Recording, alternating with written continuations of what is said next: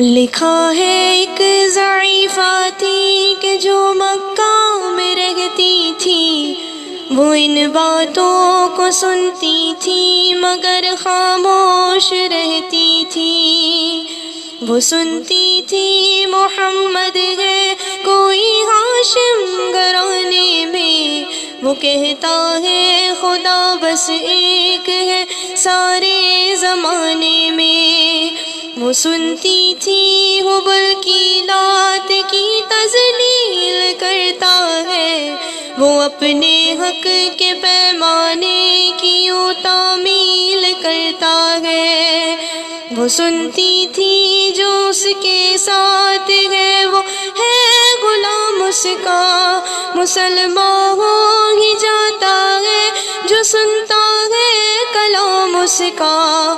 لکھا ہے وہ ضعیفہ ایک دن کعبہ میں جا پہنچی، حبل کے پاؤں پر سر رکھ کے اس نے یہ دعا مانگی، میں تجھ کو پوجتی ہوں اور خدا بھی تجھ کو کہتی ہوں، بڑا افسوس ہے جو آج کل میں رنج سہتی ہوں۔ غم یہ ہے محمد ہے کوئی ہاشم گھرانے میں، وہ کہتا ہے خدا بس ایک ہے سارے زمانے میں۔ مٹا دو اس کی ہستی کو، نہ لے پھر کوئی نام اس کا، جگر چلنی ہوا جاتا ہے سن سن کر کلام اس کا۔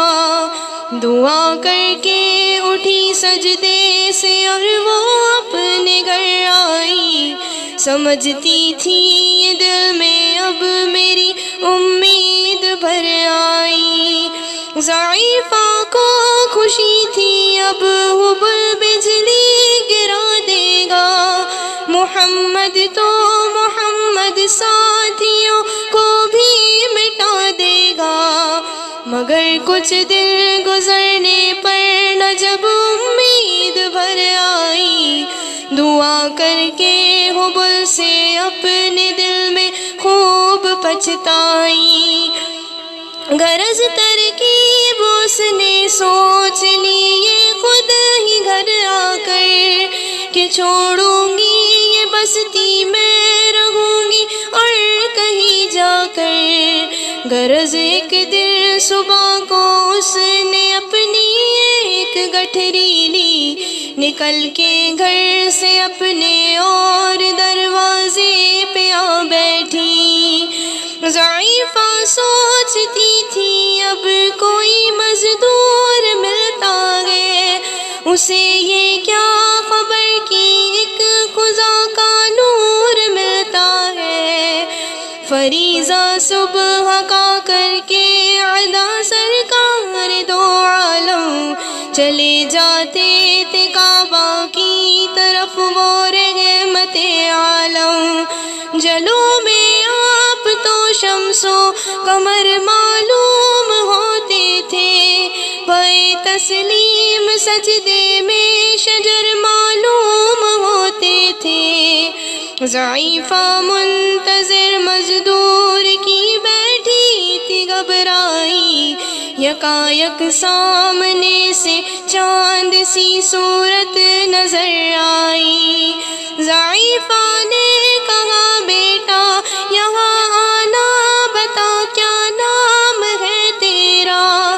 کہا مزدور ہوں اماں، بتا کیا کام ہے تیرا؟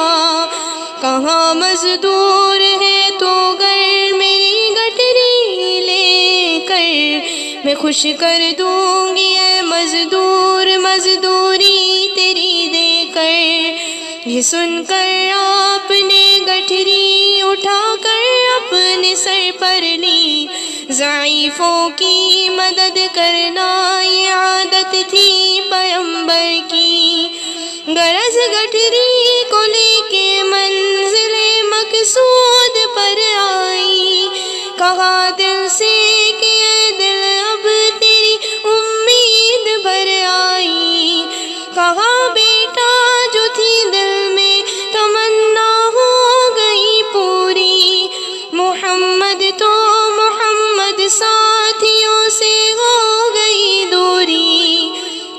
لگی دینے جو مزدوری ضعیفہ آپ کو اس دم، تو فرمانے لگے اس دم حضور سرور عالم، یہ کوئی کام ہے اماں میں لوں اب جس کی مزدوری، کوئی گر اور خدمت ہو تو وہ بھی میں کروں پوری۔